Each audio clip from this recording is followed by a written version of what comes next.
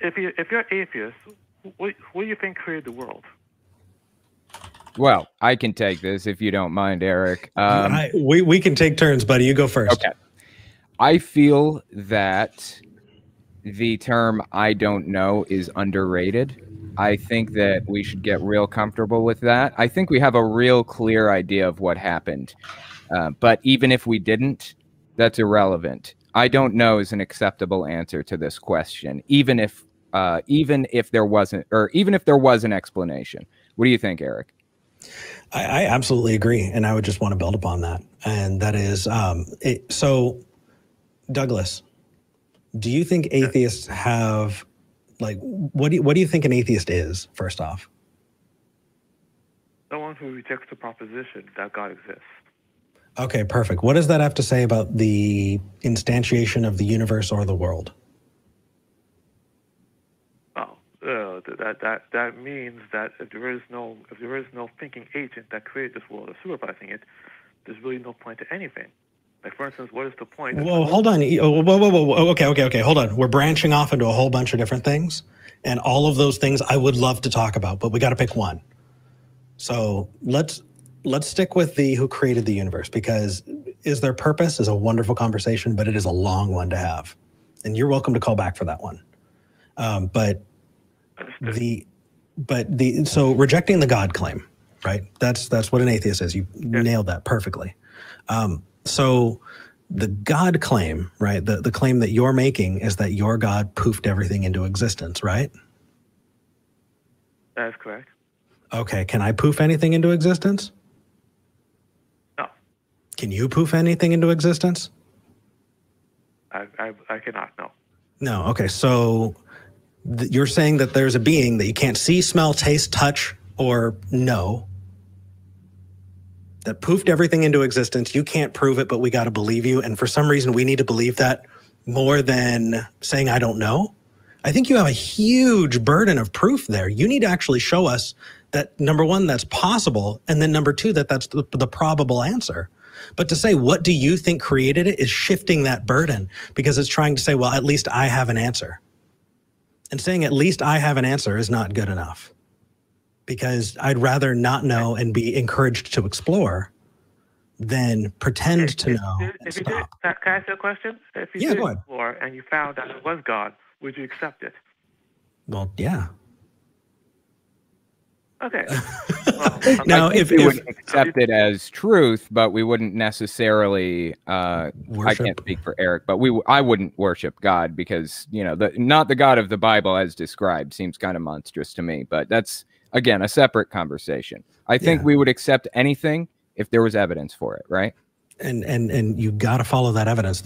So let's turn that back around.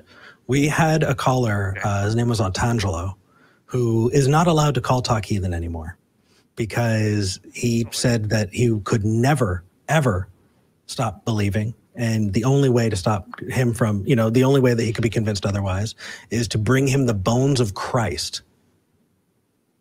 Everything else, he just assumed he was right on. And those weren't conversations worth having. The reason I bring it up is because let's turn that back on you.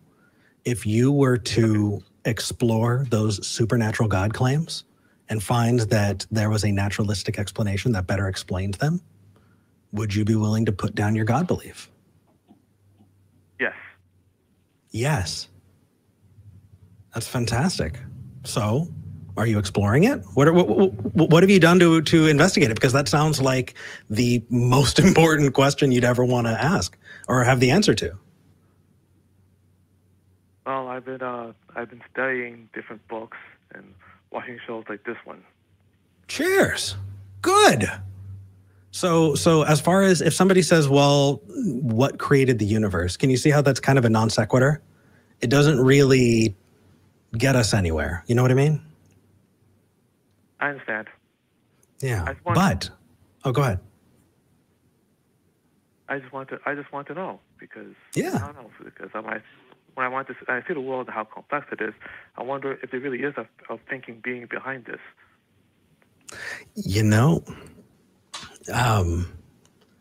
We just need to make sure that we're not making assumptions when we don't have to. That's all. Like I said originally, I don't know is a perfectly acceptable answer, right? I've often said on the show that it is, I think, the most intellectually honest thing you can say, because it is difficult to say I don't know. Right. Okay, well, at least we can agree on that. I think that's a pretty good place to end off, man. Thank you for calling in. And dude, if you want to talk about morality, if you want to talk about ethics and all of that kind of all those other subjects, call in again. We'd love to have them. We just want to make sure that we don't get it, buckshot and are unable to answer any of them. Actually, I'm going to take you up on an offer. Someday I will call you back and talk about that. Sounds like a plan. Thank you for calling, Douglas. Okay. You're welcome. Welcome. Bye-bye. That was a nice Christian caller.